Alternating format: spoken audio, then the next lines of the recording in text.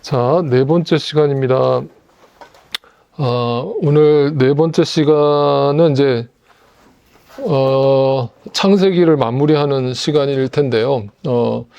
그 구속사라고 하는 것을 다시 한번 정리를 하고 시작을 해보겠습니다. 구속사라고 하는 것이 뭐라고 그랬습니까? 구속사. 구속사라는 것이 딱 그 외워두시라고 하는 부분이 있었습니다. 일단은 하나님의 창조와 인간의 타락과 회개와 그리고 구원과 그 다음에 재창조가 구속사라고 했습니다. 이게 이제 성경의 틀이에요. 그러면 성경을 읽을 때 창세기를 읽으시든 요한계시록을 읽으시든 항상 이 구속사의 틀 안에서 해석을 하셔야 된다는 것을 놓치면 안 되는 겁니다. 이걸 놓쳐버리면 어떻게 해석한다고요? 성경을? 기복적으로 해석하거나 윤리도덕으로 해석을 해버리는 거죠. 그러면 이제 성경에 이제 오류가 생기기 시작합니다. 그리고 엉뚱한 해석을 적용을 하게 되는 거죠. 그래서 항상 성경은 구속사, 그럼 구속사, 창조, 타락, 회개, 구원, 그리고 재창조라고 하는 이 구속사가 결국은 누가 이 일을 완성하셨다고요? 예수 그리스도인데, 그러면 결국은 성경은 누구에 대한 책이라고요? 예수 그리스도에 대한 책이다. 그러니까 우리가 이 땅을 살아가는 어떤 처세술이나 어떤 삶의 지혜나 이런 것을 알려주는 게 성경책이 아니라 성경은 오직 우리가 어떻게 하면 하나님을 알고 구원에 이를 수 있는가, 구원을 받을 수 있는가에 대해서만 이야기한다. 네, 이걸 딱 아시고 성경을 읽으시면, 지금 우리가 4주 동안 창세기만 살펴봤지만 창세기 말씀도 전부 구속사인 거예요. 전부 예수 그리스도에 대해서 예언하고 있는 거고, 그 여자의 후손과 뱀의 후손이 어떻게 지금까지 갈등을 하며 서로 싸우며 서로 원수지간으로 지내는가를 얘기하고 있는 게 성경이다. 네, 이거를 영적으로 우리가 봐야만 성경을 제대로 보기 시작한다. 그러면 이 성경을 토대로 내 삶에 어떻게 적용이 일어나겠어요? 어떻게 적용이 일어나겠어요? 구속사적 관점으로 성경을 보면 내 주변에 있는 모든 사람들은 둘 중에 하나다. 네, 여자의 후손이든지 뱀의 후손이든지. 그러면 내가 여자의 후손으로 거듭난 존재라면 누군가 나를 해코지하고 누군가 나를 괴롭힌다면 그 안에 메커니즘은, 영적인 흐름은, 네, 그 영적인 게 뱀의 후손이기 때문에 그가 나를 괴롭히는 거거든요. 네, 이해가 되십니까? 그럼 목사님, 근데 그 사람이 교회 안에 있을 수도 있나요? 당연히 있죠. 교회 안에서도 얼마든지 뱀의 후손들이 있을 수 있습니다. 그래서 믿는 자들을 괴롭히고 핍박하고 괴롭히고 시험 들게 하고 유혹하죠. 네, 이 일들을 지금도 끊임없이 일으키고 있다는 것을 우리가 영적으로 깨워서 봐야 된다는 겁니다. 자, 오늘은 야곱 이야기를 이제 생각을 해볼 겁니다. 야곱 이야기. 자, 야곱. 이것도 그냥 말 그대로 어떤 동화적인 관점에서 야곱 이야기를 읽으면 어떤 교훈만 남습니까? 야곱 이야기.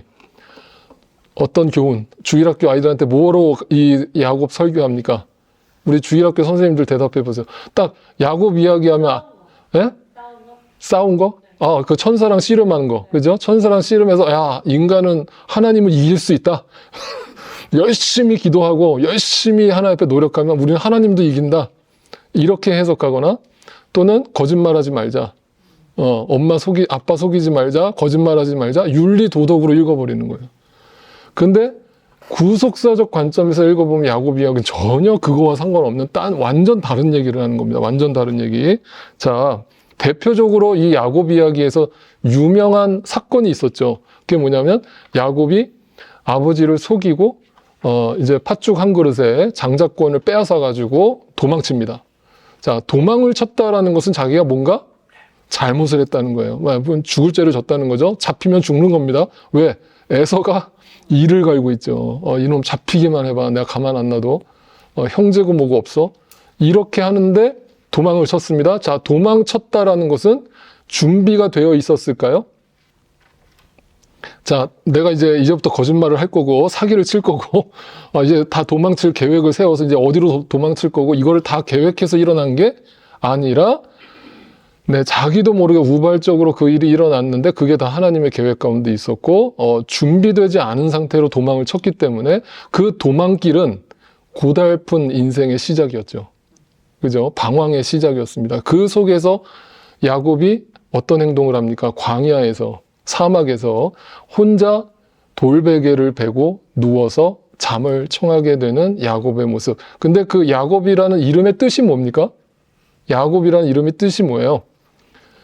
네, 한마디로 뭐예요? 욕망덩어리입니다. 욕망덩어리. 그러니까 욕심쟁이, 욕심꾸러기. 왜 그래요? 왜 그래요? 어떻게 태어났어요? 야곱이. 네, 형 에서의 발꿈치를 잡고 태어났다. 왜 발꿈치를 잡았어요? 내가 먼저 나가겠다. 내가 먼저 나가겠다 하는 마음으로 그렇게 태어난 존재란 말이에요. 태어날 때부터. 그러니까 얼마나 욕심. 그러니까 그것이 평생 야곱의 인생 속에서 욕심, 내가 얻고자 하는 것을 반드시 얻고야 직성이 풀리는 사람. 그런 야곱으로 살아갔는데 그 야곱이 돌베개를 베고 누웠다. 여기서부터 이제 심상치가 않죠. 왜? 뭔가 다 잃어버린 듯한, 장자권 하나 빼앗아 갖고 와서 다 잃어버린 듯한 그 야곱의 모습 속에 하나님이 나타나죠. 어디서? 야곱의 꿈속에 나타납니다. 그리고 희한한 장면을 보여줍니다. 창세기 28장에 11절 12절을 보면 어떤 곳에 이르렀을 때 해가 저물었으므로 거기에서 하룻밤을 지내게 되었다. 그는 돌 하나를 주워서 베개로 삼고 거기에 누워서 자다가 꿈을 꾸었다. 굉장히 인간적으로는 처량하고 불쌍하고 외롭고 고독한 시간인데 그 속에서 하나님이 꿈을 주셔요. 하나님의 계획이 있다는 뜻입니다. 그죠? 그 하나님의 계획을 어떻게 알려주시느냐? 땅에 층계가 있고 꼭대기에 하늘에 닿아 있고 하나님의 천사들이 오르락 내리락 한다. 자, 이것을 우리는 어떻게 여태까지 해석을 해 오셨습니까? 어떻게 이 설교를 많이 들어보셨죠? 어떻게 목사님들이 주로 설교하시던가요? 네, 기도해라 이거죠. 기도해라. 기도하면 하늘의 천사가 그 기도에 내가 기도를 하면 내 간구를, 내 소원을 천사가 가지고 하늘로 올라가서 하나님의 응답을 가지고 내려온다. 그 오르락 내리락 한다. 이게 기도의 간구와 응답이 즉시로 일어난다라는 식으로 설교를 많이 하셨어요. 그래서 주로 부흥회 때 단골 성경 구절이에요. 부흥 강사분들이 하시는. 과연 그런 얘기를 하는 걸까요? 네. 제가 미리 말씀드립니다만 아닙니다. 아니에요. 왜 그런가? 예수님이 직접 이거를 풀어주시거든요. 요한복음 1장으로 가보면 요한복음 1장 50절에 이것을 똑같이 인용하셔서 예수님이 이렇게 말씀하십니다. 예수께서 그들에게 말씀하셨다. 네가 무화과 나무 아래에 있을 때 내가 너를 보았다고 해서 이게 뭐냐면 예수님이 제자를 부르실 때에 나다나엘이라고 하는 그 제자를 부르셨는데 생전 본 적도 없고 만난 적도 없는데 내가 너를 봤다 이렇게 얘기를 하니까 깜짝 놀란 거야. 언제 나를 봤습니까? 난 당신 처음 봤는데. 그러니까 네가 무화과 나무 아래 있을 때 봤다. 보통 무화과 나무는 무슨 장소냐면요, 말씀을 묵상하는 장소예요. 그러니까 나다나엘이 뭔가 인생의 고민을 가지고 하나님 앞에 나와서 하나님을 알고 싶어서 말씀을 막 묵상하던 찰나에 예수님이 그 모습을 보고 나다나엘을 불렀다는 거예요. 그러면서 그걸 보고 믿느냐? 뭐야? 이거보다 더 큰 일을 네가 볼 것이다. 더 큰 일을 볼 것이다. 뭐예요? 뭐가 더 큰 일일까요? 예수 그리스도의 구속사를 보게 될 거라는 얘기죠. 그러니까 기적이 놀라운 일이 아니라 구속사가 놀라운 일이라는 것을 얘기하시면서 예수께서 그들에게 말씀하셨다. 내가 진정으로 너에게 말한다. 뭐예요? 너희는 하늘이 열리고 하나님의 천사들이 인자 위에 오르락 내리락 하는 것을 보게 될 것이다. 야곱이 꿨던 그 환상을 그대로 철자 하나 틀리지 않고 예수님이 인용하시면서 그거를 뭐라고 비교하신 거예요? 큰 일이라고 설명하신 거예요. 큰 일. 큰 일. 예수님이 이 땅에 오신 목적, 이유. 그것을 야곱의 환상과 꿈으로 설명을 하셨단 말이에요. 자, 언뜻 이해가 안 가실까봐 그림으로 그려드리죠. 자, 야곱이 있습니다. 여기. 야곱이 꿈을 꿨습니다. 사닥다리가 꿈속에서 보입니다. 그리고 그 사닥다리는 하늘을 향해 열려 있는데 그 하늘이라고 하는 것은 하나님의 영역, 그죠? 신의 영역이라고 하죠. 하나님의 영역, 하나님 나라입니다. 하나님 나라에 인간이 들어갈 수 있어요, 없어요? 없습니다. 그래서 절대적으로 못 가는 장소인데 그곳에 천사들이 오르락 내리락 하면서 그 신의 영역에 우리를 데리고 올라가는 거죠. 그죠? 그것이 마치 예수님이 내가 이 땅에 와서 큰 일을 행하겠다라고 하면서 예수 그리스도가 사닥다리를 놓고 신의 영역에 오르내리게 하겠다. 이해가 되십니까? 지금?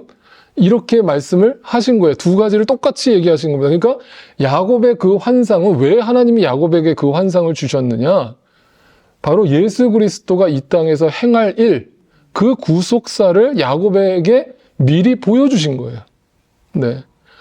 그 신의 영역에 인간이 예수를 통해 들어가게 될 거라는 것을 말씀해 주고 있죠.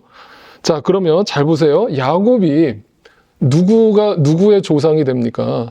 야곱이 이름이 바뀌죠. 아까 그 하나자매가 얘기한 것처럼, 이제 하나자매 이름을 언급하면 안 되는데, 영상 자꾸 하나자매가 누구냐고. 네. 아주 다들 궁금해 하셔가지고, 네. 근데 뭐라고 그랬어요? 그 씨름한 거, 그 야복강가에서 야곱이 이름이 바뀌었죠. 뭐라고? 이스라엘로 바뀌었습니다. 그래서 야곱의 아들이 몇 명이에요?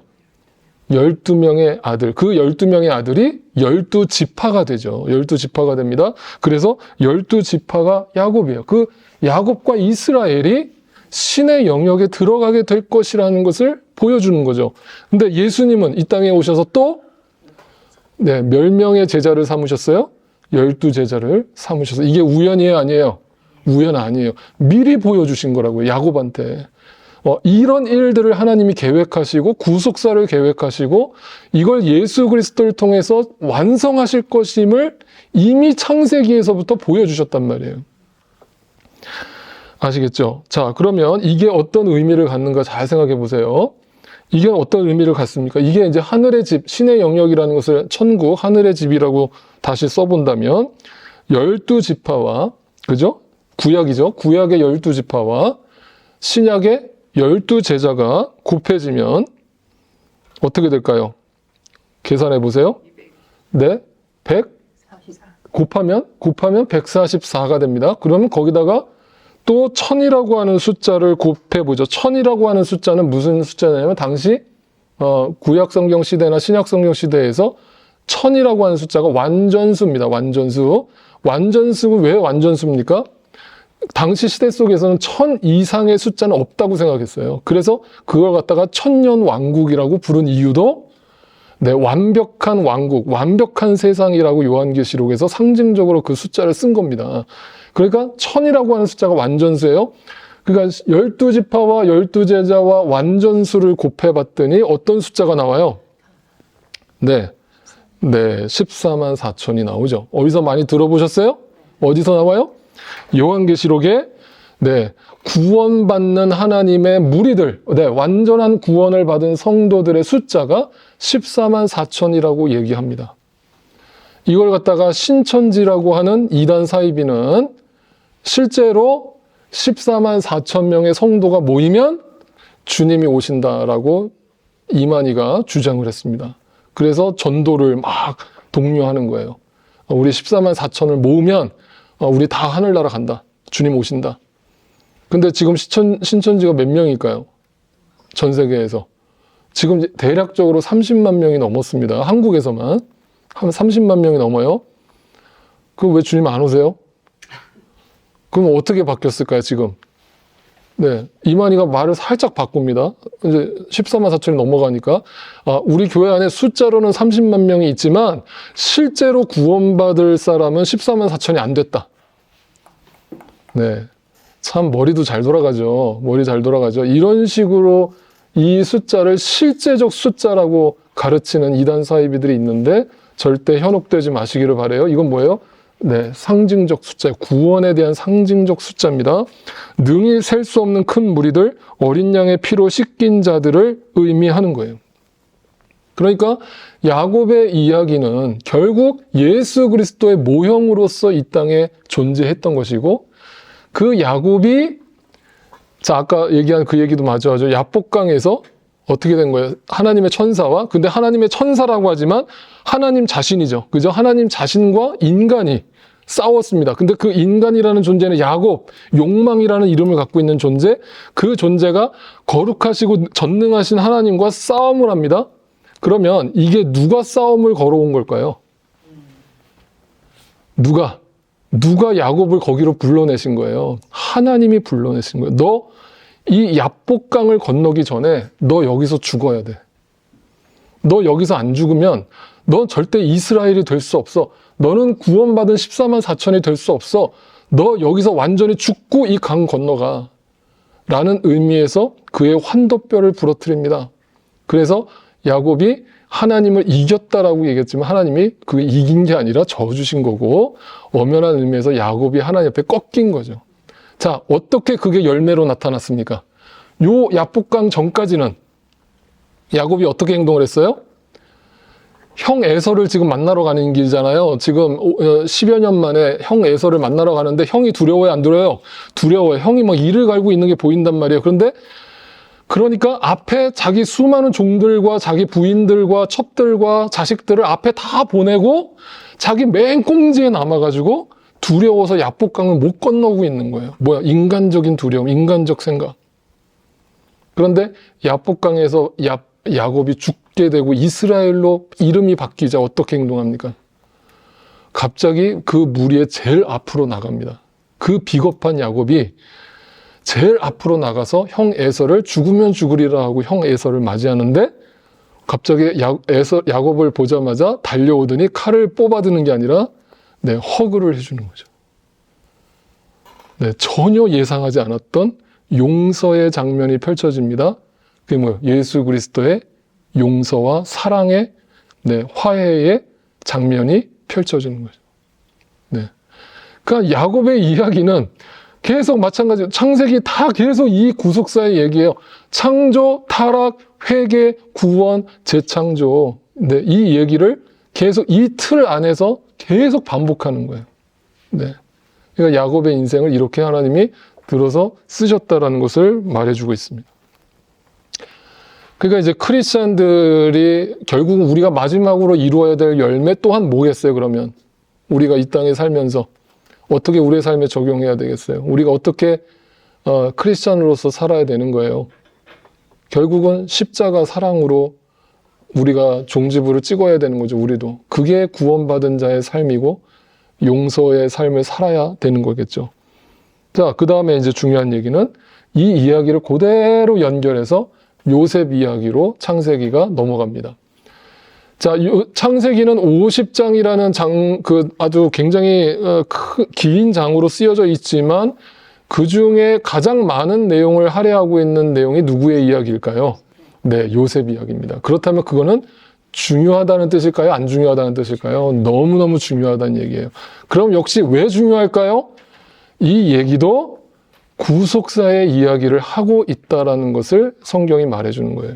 그럼 요셉 이야기를 우리가 그냥 동화적으로 읽으면, 그냥 윤리도덕적으로 풀어버리면 어떤 이야기가 됩니까? 요셉 이야기. 아이들한테 어떻게 설교합니까?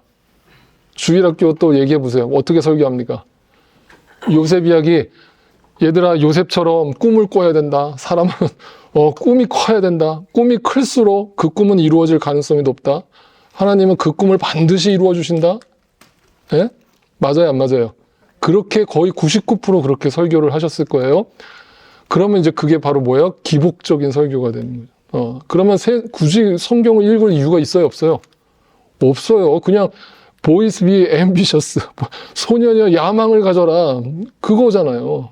그건 세상적인 얘기하고 뭐가 달라요? 그럼 성경의 이야기는 그 얘기가 아니라는 것을 분명히 전제하고 구속사의 이야기 다시 한번 반복합니다. 구속사는 뭐다? 여러분 이거 완전히 제가 여러분 머릿속에 인이 박히도록 계속 해요. 구속사는 뭐다?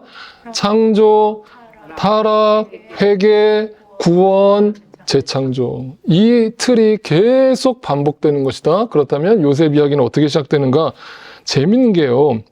창세기 37장 1절이 이렇게 시작합니다. 야곱은 자기 아버지가 몸부쳐 살던 땅, 곧 가나안 땅에 살았다. 야곱의 역사는 이러하다 라면서 시작을 해요. 자, 역사는 이러하다라고 하는 이 헬라어 단어가 엘레토레도트라고 하는 단어로 썼는데 이 엘레토레도트라고 하는 건 뭐냐면 누구의 이야기를 할 거예요. 이제부터 누구 이야기를 할 겁니다. 이런 뜻이에요. 그런데 재미있는 거는 지금 뒤에 나오는 이야기가 누구 이야기예요? 요셉 이야기잖아요. 그러면 여기 뭐가 잘못 써여 있잖아요. 요셉의 역사는 이러하다라고 시작해야 될, 이게 상식적이잖아요. 그런데 성경이 야곱의 역사는 이러하다라고 쓰고 있어요. 그러고 나서 그 뒤에 요셉 이야기를 시작해요. 이거 오류예요? 성경 오류입니까? 이유가 있는 거예요. 왜? 이게 구속사라는 거예요. 왜? 야곱 이야기 따로, 요셉 이야기 따로가 아니라 그 구속사적인 흐름이 계속 아브라함으로부터 이삭, 야곱, 요셉에까지 그 같은 물줄기가 계속 같이 흘러내리고 있기 때문에 야곱에게 보여주었던 하나님의 꿈과 비전이 요셉에게도 연결될 거라는 것을 암시하고 있는 거예요. 그러니까 이런 게 절대 우연이 아니고 중요한 이야기를 하는 겁니다. 자, 그렇다면 요셉 이야기가 어떻게 시작됩니까? 요셉의 첫 장면이 뭡니까? 혹시 기억나세요? 요셉의 첫 장면, 요셉 이야기의 첫 장면은 이 장면으로 시작하죠. 이스라엘은 늙음하게 요셉을 얻었으므로. 자, 앞에는 야곱의 역사는 이러하다라고 썼는데 성경 기자가 이번에는 이름을 바꿨죠. 뭐로? 이스라엘로 바꿨어요. 그럼 이것도 실수예요? 의도적인 거예요. 왜 바꿨을까요? 그렇죠. 이제 구속사의 이야기를 하려고 하니까 바뀐 이름을 쓰는 거죠. 그 이스라엘에 대한 이름을 쓰면서 그 이스라엘이 어떻게 되느냐. 늙음하게 요셉을 얻었는데, 창조죠. 태어났습니다. 그런데 그 요셉이 어떤 행동을 합니까? 화려한 옷을 입었어요. 채색옷이라고 하죠. 채색옷. 자, 당시 구약시대는 농경사회였습니다. 농경사회의 남자들은 어떤 옷을 입었을까요?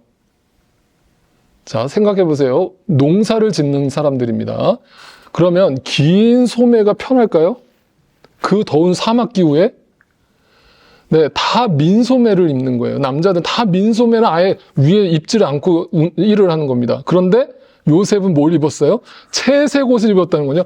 이거는 팔이 이렇게 긴 옷을 말하는 거거든요. 이거는 일을 하겠다는 거야, 안 하겠다는 거야? 안 하겠다. 그러니까 이 모습만 보고 또 우리가 어떻게 열받아요, 안 받아요? 열받아. 하나님 어떻게 저런 인간을, 저렇게 이기적이고 저렇게 자기밖에 모르는 인간을 하나님 부르십니까? 라고 하죠. 요셉의 형들이 그럴만 했네요. 이렇게 보면 안 된다는 거죠. 이유가 있는 거야. 자, 그런데 이 채색옷은 그냥 채색옷이 아니라 누구만 입을 수 있는 옷이었는가? 네, 장자들만 입는 옷이었어요. 장자들만. 그러면 목사님 요셉이 장자란 말이에요? 요셉 장자 아닌데요? 아닙니다. 네, 분명히 요셉은 맨 뒤에서 첫 번째, 그러니까 두 번째, 벤자민 바로 윗 형이잖아요. 그죠? 자, 그런데 분명히 성경은 이 화려한 옷은 장자들만 입을 수 있는 옷이라고 얘기합니다. 자, 이유가 뭔가? 역대상 5장에 가보면 왜 요셉을 장자라고 표현하는가가 이렇게 이유를 밝혀줍니다. 이스라엘의 맏아들, 야곱의 장자, 누구예요? 르우벤은 이렇게 했대요. 르우벤은 맏아들이지만 그의 아버지의 잠자리를 더럽혔다. 누구예요? 아버지의 여자와 아버지의 첩과 잠자리를 같이 함으로 인해서 아버지의 잠자리를 어지럽혔다라고 해서 장자권을 빼앗기죠. 네. 그래서 그 장자권이 계속 그 다음 족보의 맏아들로 오르지 못하였고 유다는 그의 형제들보다 세력이 크고 그에게서 영도자가 났으나 맏아들의 권리는 누구에게 갔다? 요셉에게까지 내려옵니다. 그러니까 이것도 우연이 아니라 하나님께서 요셉을 선택하시고 그 요셉에게 채색 옷을 입히시고는 이것을 의미적으로 그가 장자, 네, 맏아들이라는 것을 얘기합니다. 근데 그 장자가 장자의 자격을 갖추고 있었다, 없었다? 없었다. 인격적으로나 성품적으로나 자격적으로나 전혀 장자가 될 인물이 아닌데 은혜로 장자가 되었다. 이 얘기를 하는 거예요. 그러면서 그 요셉이 심지어 꿈을 꿨는데 그 꿈 이야기가 어떻게 이야기가 전개됩니까? 이렇게 전개되죠. 그냥 뭐 꿈을 꿀 수는 있는데 이것도 그냥 조용히 혼자 생각하고 삭히지. 이걸 굳이 또 형들한테 찾아가서 형들 내 꿈 얘기 좀 들어보세요. 신기한 일이 벌어졌는데 이게 마치 뭐 같아요? 라면서 자기 꿈 얘기를 하는데 우리가 밭에서 곡식단을 묶고 있었어요. 그런데 갑자기 내가 묶은다니 우뚝 일어서고 형들의 다니.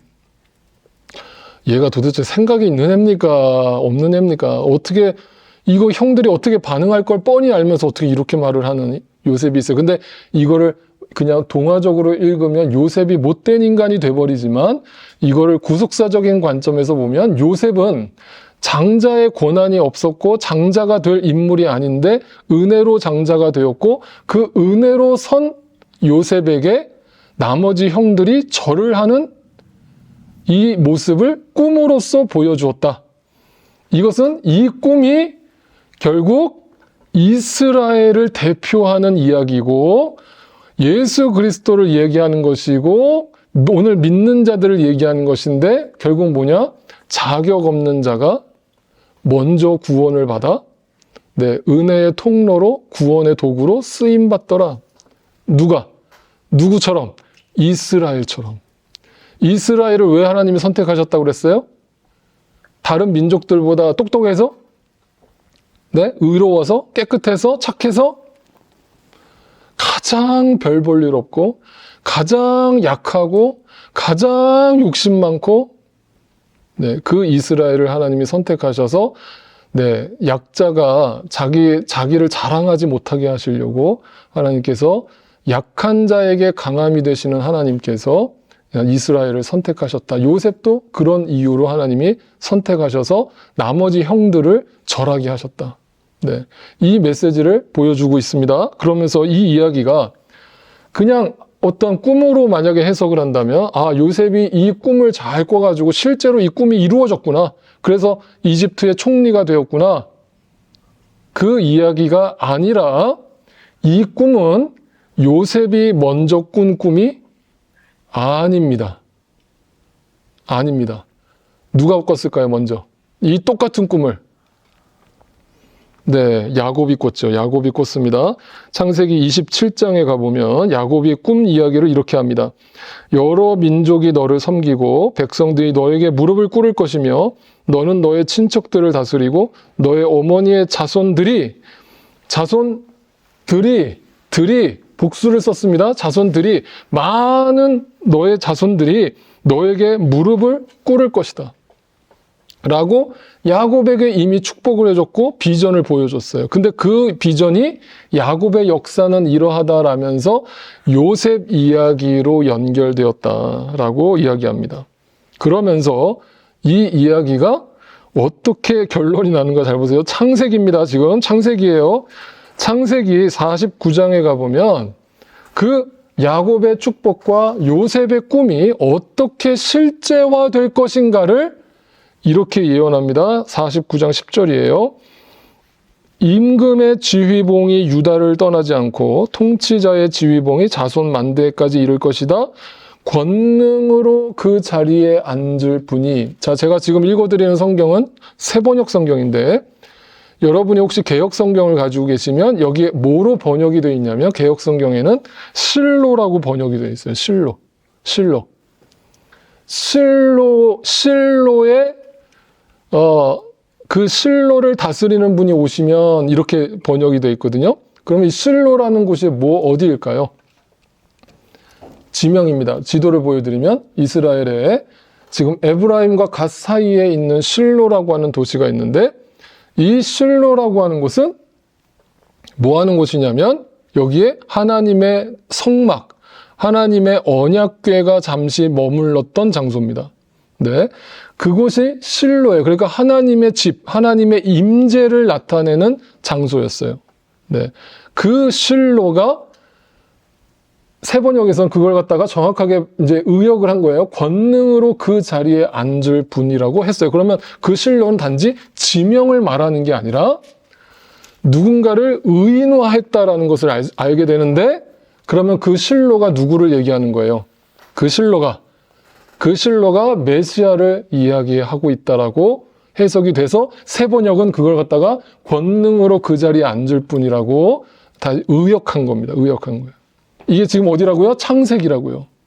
창세기에 메시아에 대해서 얘기하는데 그분이 오면 어떻게 된다고요? 만민이 그에게 어떻게 한다? 순종한다, 복종한다, 엎드린다, 절한다. 네. 야곱에게 줬던 꿈, 요셉에게 줬던 꿈, 지금 메시아 실로에 대해서 이야기하는 것이 연결되고 있죠. 그러면 이것이 실제로 예수 그리스도가 이 땅에 오셔서 완성됐습니까? 완성되지 않았습니까? 어떻게 완성됐을까요? 에베소서에서 이렇게 이것을 풀어줍니다. 신약성경으로 넘어옵니다. 이 창세기의 이야기를 에베소서 1장 21절 22절을 보시면 예수 그리스도가 오시면 이렇게 이런 일이 벌어지는 거예요. 모든 정권과 권세와 능력과 주권 위에, 그리고 이 세상뿐만 아니라 오는 세상에서 일컬을 모든 이름 위에 누구를? 예수 그리스도를 뛰어나게 하셨다. 하나님께서는 만물을 그리스도 발 아래에 굴복시키시고, 요셉이, 형제들이 요셉에게 절을 하고, 야곱이 그 이스라엘에게 모든 민족이 열방이 절을 하고, 네, 그분을 만물 위에 교회의 머리로 삼으셨다. 예수 그리스도가 온 우주 만물의 주인 되심을 선언하는 자리죠. 이 에베소서는 읽어보셨겠지만 뭐에 대한 책이에요? 뭐에 대해서 얘기하는 책이에요? 교회에 대해서 이야기하는 책이에요. 교회. 그러면 사도 바울이 에베소서를 쓰면서 왜 이 이야기를, 지금 1장이잖아요. 1장. 서론에서 왜 이 예수 그리스도의 주인 되심을 선언하겠어요?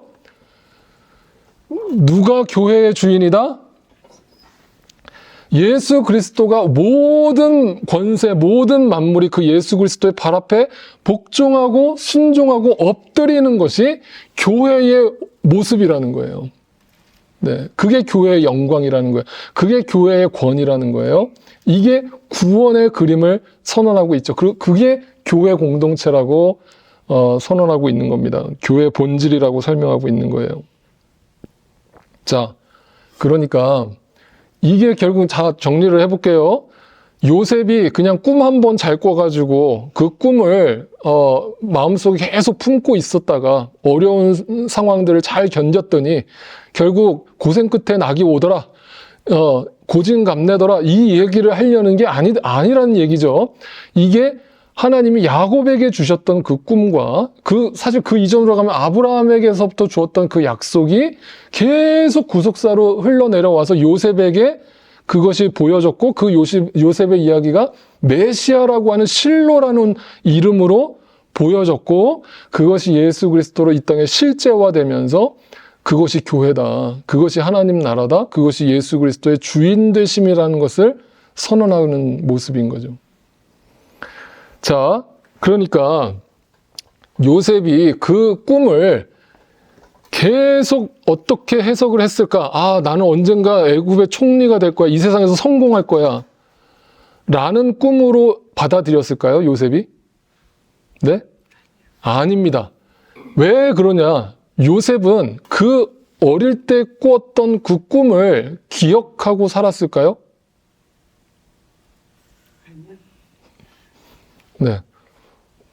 왜 확실하게 대답을 못 하실까요, 다른 분들은? 요셉이 그 꿈을 품고, 아, 나는 언젠가 성공할 거야 라는 꿈을 꾸고 살았는가? 그렇지 않아요. 자, 보세요. 증거입니다. 창세기 42장에 가면 형들이 애굽이 이제 요셉이 총리가 되고 나서 형들을 만나게 되잖아요. 그 형들이 자기 앞에 나와서 어떤 행동을 해요? 절을 하죠. 절을 하는 모습을 보자마자 요셉이 갑자기 뭐가? 생각났습니다. 자, 그 생각났다는 단어를 주목해 보세요. 그때 요셉은 형들을 두고 꾼 꿈을 기억했다. 이 기억했다라는 말은요, 잘 보세요. 자카르라고 하는 히브리어를 썼는데 이건 뭐냐면 끄집어내다, 상기시키다 이 말인데, 이거는 잊어버렸을 때 나오는 얘기거든요. 전혀 생각도 안 하고 있다가 갑자기 형들이 내 앞에 절을 하는 모습을 보자마자 그게 오래전 기억이 갑자기 떠오른 거예요. 그러니까 요셉은 언젠가 나는 성공할 거야 라는 꿈을 품고 그 고난을 이겨내서 그 꿈을 역시 내가 꿈대로 됐네? 이게 아니라 완전히 그 꿈을 잊어버리고 있다가 그 꿈이 내 앞에서 펼쳐지는 걸 보고 놀란 거예요. 놀란 거예요. 그러면서 그들에게 말하였다. 당신들은 첩자들이요. 자 보세요. 만약에 요셉이 그 꿈이 하나님이 언젠가 내가 이렇게 억울한 일을 당하고 내가 이렇게 형들한테 모욕을 당했지만 내가 언젠가 하나님이 나를 성공시킬 거야 라는 꿈을 가지고 만약 이 형들을 만났다면 어떻게 행동했을까요?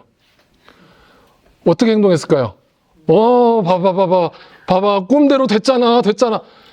통쾌하다. 이 형들 내가 그동안 내가 십몇 년을 내가 감옥에서 일을 갈았어. 형들 만나기를. 어떻게 동생을 죽일 생각을 해? 어떻게 동생을 노예로 팔아? 이 원수들 내가 가만 안 놔둬. 그게 인간의 야망이잖아요. 인간의 꿈을 이룬 사람은 그렇게 반응이 나오잖아요. 그래서 내가 성공했으니까 그동안 나 괴롭힌 인간들 내가 다 밟아버릴 거잖아요. 보복할 거잖아요. 근데 요셉이 이 이야기를 기억하고 나서 어떻게 합니까? 먼저 그 형들이 어떻게 행동합니까? 요셉 앞에 엎드리죠. 나는 당신의 종입니다 하면서 형들이 엎드립니다. 그러니까 요셉이 그때 갑자기 그 꿈이 생각나면서 그 꿈이 하나님이 나에게 주시고 우리 아버지 야곱에게 주셨던 꿈, 우리 할아버지 이삭과 그 아브라함에게 주셨던 꿈과 연결된다라는 것을 보게 되면서 어떤 행동을 하는가? 이런 행동을 하죠. 형님들은 나를 해치려고 하였지만 지금 요셉의 생각은 어디에 가 있는 거예요? 하나님의 생각 속에 접붙여져 있죠. 내 인간적인 꿈이 이루어진 게 아니라 하나님의 꿈이 실현된 거예요. 그러니까 하나님의 뜻대로 행동하죠. 나를 해치려고 하였지만 하나님은 오히려 그것을 선하게 바꾸셔서 오늘과 같이 수많은 사람의 생명을 구원하셨습니다. 구속사로 그 자기한테 벌어진 일을 해석한 거예요. 그게 뭐예요? 십자가의 은혜. 십자가의 은혜로 자기의 인생, 그 불우한 인생을 해석한 거예요. 이게 우연이 아닙니다. 내가 구원받은 게 이게 내가 잘나서 온 것도 아니었고 이게 하나님의 은혜였고 가장 욕심 많고 가장 내가 야곱과 같은 존재인데 나를 택하셔서 장자로 세우시고 나에게 채색 옷을 입히시고 나에게 꿈을 주시고 그 꿈을 완성하셔서 나를 형님들보다 먼저 이 땅에 오게 하셔서 여러분들의 생명을 구원하게 하신 일은 하나님이 하신 일입니다 라면서 두려워하지 마세요. 왜 두려워하지 말라고 그래요? 형들은 지금 어떤 마음이에요? 죄책감이잖아요. 저 이제 죽었구나. 이제 난 이제 죽은 목숨이구나. 내 저 요셉을 여기서 만나더니 원수는 외나무 다리에서 만난다더니 야 어떻게 여기서 딱 만나냐 요셉을. 요셉이 또 이집트의 총리가 됐을 줄 내가 어떻게 꿈이라도 생각했겠냐 라면서 벌벌 떨고 있는 거예요. 그런데 내가 형님들을 모시고 형님들에게 자식들을 돌보겠습니다. 이렇게 요셉은 그들을 간곡한 말로 위로하였다. 여러분 이 이야기가 어디입니까? 50장이잖아요. 창세기의 맨 마지막 장이거든요. 요셉 이야기의 결론이면서 동시에 창세기의 결론을 얘기하고 있는 거잖아요. 창세기가 창조, 타락, 회개, 구원, 재창조가 이제 구원이라는 거와 연결돼서 용서와 화해로 마무리되고 있는 것을 보여주고 있죠. 네, 이게 구속사라는 거죠. 그죠? 그러니까 창세기 1장부터 얘기를 쭉 정리해보면 인간의 역사는 어떤 역사였느냐? 아담의 죄로부터 시작해서 가인의 죄로 시작해서 노아 심판, 바벨탑 심판, 아브라함의 수많은 실수들, 인간적인 잔머리들, 그리고 이삭의 불순종. 이삭은 왜 불순종이에요? 이삭은 왜 불순종이죠? 잘 보세요. 여러분, 이삭은요, 하나님이 야곱을 축복하실 거라는 걸 알았어요, 몰랐어요? 알았어요, 몰랐어요? 알았습니다. 왜 그러냐면 하나님이 예언을 하셨거든요. 그 형이 아우를 섬길 것이라는 것을 미리 알려주셨거든요. 그런데 이삭은 인간적인 생각으로 누가 이뻐요? 에서가 이뻐요. 왜? 에서가 너무 이쁜 짓을 하잖아요. 그런 효자가 어딨어. 그런데 하나님은 누구한테 이미 가 있는 거예요? 야곱한테 주겠다는데 야곱은 미운 거예요. 미우니까 야곱을 안 주려고 했던 거예요. 그래서 에서한테 장자권을 계속 주려고 하니까 하나님이 야곱의 그 죄성을 이용하셔서 그 이삭을 속이게 만들어서 축복권을 빼앗게 만드신 거죠. 결국은 이삭의 불순종이에요. 야곱의 욕심. 창세기 내내 인간이 한 것이라고는 욕심과 야망과 잔머리와 자기 갈 길을 가려고 했던 모습들이었지만 창세기 50장에서 요셉의 이야기를 통해서 요셉이 예수 그리스도 메시아의 모습으로 나타나서 뭐라고 얘기하는 거예요? 형들 두려워하지 마세요. 두려워하지 마세요. 용서할게요. 용서할게요. 라면서 그 죄를 지은 인간에게 가죽옷을 지어서 입히고 있는 거죠. 그게 창세기의 결론이에요. 네. 아시겠죠? 그러니까 야곱 이야기도 요셉 이야기도 전부 이 예수 그리스도를 예언하고 있고 예표하고 있고 모습을 보여주고 있다. 자, 그래서 요셉이 죽습니까? 안 죽습니까? 죽어요. 요셉이 죽을 때 이렇게 합니다.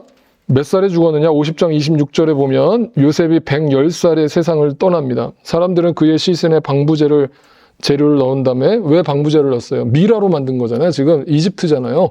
네, 그 미라로 만든 거예요. 요셉을. 이집트에서 그를 입관하였어요. 이집트에서 입관을 했습니다. 자, 그런데 여기 이 입관했다라는 말이 뭐예요? 죽었다라는 거잖아요. 죽었다라는 것은 이제 끝났다라는 뜻이 담겨 있는데 이것이 뭐예요? 애굽에서 죽었잖아요. 애굽은 성경에서 어디를 상징한다고요? 세상을 상징하죠. 세상에서 죽은 거예요. 요셉이. 근데 여기서 죽는 것으로 끝나지 않죠. 뭐라고 해요? 요셉이 이렇게 신신당부를 하죠. 요셉이 자기 친족들에게 말하였다. 나는 곧 죽는다. 그러나 하나님께서 반드시 너희를 돌보시고 반드시 이런 단어들 여러분 중요해요. 반드시 너희를 돌보시고 너희를 이 땅에서 인도하여 내셔서 아브라함과 이삭과 야곱에게 맹세하신 땅, 아브라함과 이삭과 야곱에게 주신 그 구속사의 약속을 완성하실 것이다. 요셉은 이스라엘 자손에게 맹세를 지키면서 일렀다. 하나님께서 반드시 너희를 돌보실 날이 온다. 그때에 너희는 어떻게 하라? 내 유고를 가지고 나가라. 어디서? 세상에서 가지고 나아가라. 이집트에서 가지고 나아가라. 왜? 여기가 내가 정착할 곳이 아니라는 의미죠? 이해가 되세요, 지금? 여기가 내가 머물러야 할 곳이 아니라는 생각을 가지고 있죠? 자, 여러분, 인간적으로 생각해 보세요. 지금 이집트가 좋은 곳이에요? 가나안 땅이 좋은 곳이에요? 이집트가 훨씬 좋은 곳이죠. 그러면 우리가 인간적으로 생각하면 요셉이 죽으면서 뭐라고 유언해야 돼요? 나를 위해 적어도 피라미드를 지어서 내 유고를 미라로 해서 대대손손 보관해라 라고 유언을 남기는 게 세상적이죠. 인간적이죠. 그런데 요셉의 머릿속에는 뭐가 있어요? 지금 구속사의 그림이 있어요. 하나님이 절대 여기에다가 약속을 주지 않았고 여기가 내 집이 아니고 내가 가야 할 곳은 약속의 땅, 가나안 땅이라는 것을 머리에 계속 잊지 않고 살아가는 거예요. 그래서 히브리서 기자가 이 요셉 이야기를 정리하면서 딱 한 구절로 요약했습니다. 자, 요셉의 이야기는 얼마나 많은 이야기가 있어요. 그죠?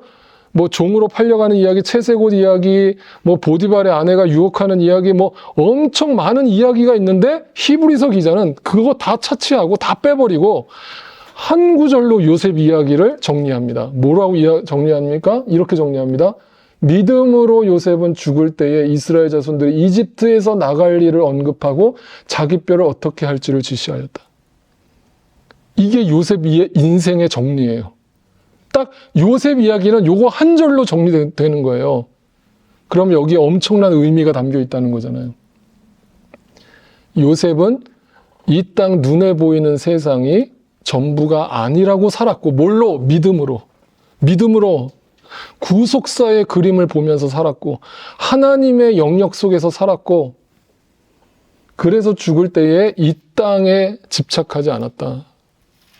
라는 것을 믿음으로라는 이 단어가 얼마나 중요한 얘기예요. 여러분, 믿음이 뭡니까? 뭐가 믿는 겁니까? 여러분이 잘 믿으면 어떤 일이 벌어집니까? 잘 생각해 보세요. 우리가 잘 예수를 믿으면 어떤 일이 벌어지느냐? 첫 번째, 믿는다는 건, 믿음은 우리로 하여금 심판과 저주 아래 죽은 존재임을 보게 합니다. 나 이대로 죽으면 영원히 죽는다라는 것을 믿음이 나를 하여금 보게 합니다. 나라는 실체를 보게 합니다. 그 껍데기에 속지 않게 합니다. 그리고 나서 두 번째, 믿음은, 그리고 그 믿음은 생명이 되신 예수 그리스도를 보게 합니다. 이게 믿음이에요. 이게 믿음입니다. 그러면 예수를 잘 믿는 성도가 어떻게 이 땅의 삶을 살아갈까요? 어떻게 살아갈까요? 눈에 보이는 욕망을 쫓아 살까요? 그렇지 않겠죠. 않겠죠. 네. 그래서 그 요셉의 유고를 가지고 나갑니까? 안 가지고 나갑니까? 네. 언제 가지고 나갑니까? 드디어 이제 출애굽을 하게 되어서 가나안 땅에 들어갔더니 출애굽기에 보면 이렇게 쓰여져 있죠. 출애굽기 3장 19절입니다. 모세는 요셉의 유고를 가지고 나왔어요. 자, 보세요. 요셉이 그걸 명령했다고 해도 수백 년이 지났습니다. 수백 년이 지나는 동안에 후손들이 그 요셉의 유언을 잊어버릴 수 있어요, 없어요? 있어요. 그런데 모세가 그거를 너무 소중하게 다루고 있었다. 이 말은 뭐예요? 이게 그 머릿속에 여자의 후손들은 그 구속사의 계획과 그림을 항상 잊지 않고 살았다는 것을 보여주죠. 그래서 요셉의 유고를 절대 빠뜨리지 않고 가지고 나와요. 수백 년이 지났는데도. 그래서 요셉이 이스라엘 자손에게 엄숙히 맹세하게 하여 하나님이 틀림없이 너희를 찾아오실 터이니 그때 너희는 여기에서 나의 유고를 가지고 나가거라 라고 말하였기 때문이다. 성도는, 믿는 자는 하나님의 말씀을 기억하고 그 말씀대로 사는 존재들이다라는 것을 보여주면서 이곳이 어디예요? 여기가 어디예요? 나의 유고를 가지고 나가라라고 하는 것을 기억하였다. 그리고 나서 어디에 묻혔어요? 가나안 땅에 묻혔습니다. 그 가나안은 영적으로 천국을 의미하고 영생. 그러니까 요셉은 지금 부활을 했습니까? 안 했습니까? 부활을 했습니까? 안 했습니까? 부활한 거죠. 이 영생이라는 게 뭐냐면 애굽 땅에서 세상에서 죽고 가나안 땅에서 지금 다시 부활한 거잖아요. 영생을 하는 거니까, 그죠? 그 이야기를 하고 있는 거죠. 네. 그러니까 이게 그냥 막 끼워 맞추는 게 아니라 성경이 계속 이 이야기를 하고, 그래서 히브리서 기자가 요셉의 이야기를 이 유고를 옮기는 이야기로 한 줄로 요셉의 인생을 설명한 겁니다. 이게 그만큼 중요하다는 이야기를 담고 있죠. 그러니까 성도의 삶이란 다른 게 아니라 이 땅의 삶을 뭐로 바라보는 거예요, 항상. 네. 여기가 내 집이다, 아니다? 네, 아니다. 여기는 장막집이라고 성경에서 표현하죠. 사도 바울이. 텐트. 자, 텐트를 치고 거기가 내 집이냐 하고 사는 사람은 바보죠. 텐트를 쳤다는 것은 언젠가 떠날 준비를 한다는 거고, 임시거처잖아요. 임시거처. 네, 성도는 항상 이것을 잊지 않고 내가 돌아가야 할 곳은 어디다? 하나님 나라다. 하나님 천국으로 돌아가는 것이다 라는 것을 늘 기억하고 살아가는 존재다. 그러니까 우리는 이 땅에서 가볍게 살아야 한다라는 것을 의미하기도 합니다. 네, 가볍게 여행하기. 한번 따라해 보세요. 가볍게 여행하기. 네, 그게 인생입니다.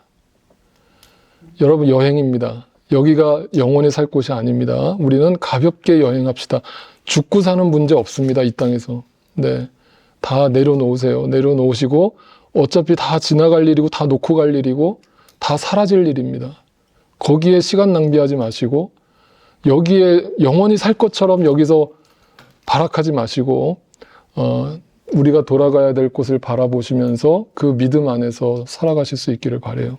자, 그래서 베드로전서에서 이것을 총체적으로 믿는 자들의 삶을, 구속사로 살아가는 인생의 삶을 이렇게 정리해 줍니다. 마지막입니다. 이 구절 같이 한번 볼까요? 사랑하는 여러분, 성도 여러분, 믿는 여러분, 여러분을 시험하려고 시련의 불길이 여러분 가운데 일어나더라도, 광야가 찾아오더라도 무슨 이상한 일이나 생길 것처럼 놀라지 마세요. 놀라지 마세요. 요셉에게 종으로 팔려가고 감옥 생활을 하고 온갖 고생을 겪었다 하더라도 놀라지 마세요. 놀라지 마세요. 그게 끝이 아니라 그만큼 여러분은 그리스도의 고난에 동참하는 것이니, 이 말을 쉽게 풀어 얘기하면 우리는 날마다 죽어가는 것이니, 죽는 훈련을 하고 있는 것이니, 십자가를 향해 나아가는 것이니, 그래서 사도 바울은 이것을 뭐라고 표현했습니까? 나는 날마다 죽습니다. 날마다 죽습니다. 어제만 죽은 게 아니라 오늘도 죽습니다. 그리스도의 십자가 앞에 날마다 나를 죽입니다. 그리스도의 고난에 동참합니다. 피하지 않습니다. 도망치지 않습니다. 우회하지 않습니다. 그리고 나서 기뻐하세요. 믿음의 눈을 떠서 기뻐하세요. 이게 끝이 아닙니다. 애굽 땅에서 죽는 게 끝이 아닙니다. 네, 기뻐하세요. 그러면 그의 영광이 나타날 때 여러분은 또한 기뻐 뛰며 즐거워하게 될 것입니다. 라면서 영생의 삶, 부활의 삶이 우리에게 주어질 것임을 약속하고 있죠. 그러면서 예수 그리스도께서 고린도전서 15장에서 뭐라고 자기 자신을 이야기하셨냐면, 예수 그리스도는 부활의 첫 열매가 되시기 위해서 먼저 죽으시고 부활하셨다. 첫 열매라는 말의 의미는 두 번째 열매, 세 번째 열매, 네 번째 열매도 있다라는 얘기죠. 그럼 누가 두 번째, 세 번째, 네 번째가 되는 거예요? 네, 14만 4천 하나님의 구속사의 그림을 보고 그 주님을 따르는 구원받은 백성들이 두 번째, 세 번째, 네 번째 부활의 열매를 맺게 될 것임을 믿음의 눈으로 바라보라는 거예요. 네, 이 믿음 가운데 크리스찬들은 지금까지 살았고, 지금도 살고 있고, 앞으로도 그렇게 살게 될 것이다 라는 것을 영적인 구속사의 그림을 우리에게 보여주고 있습니다.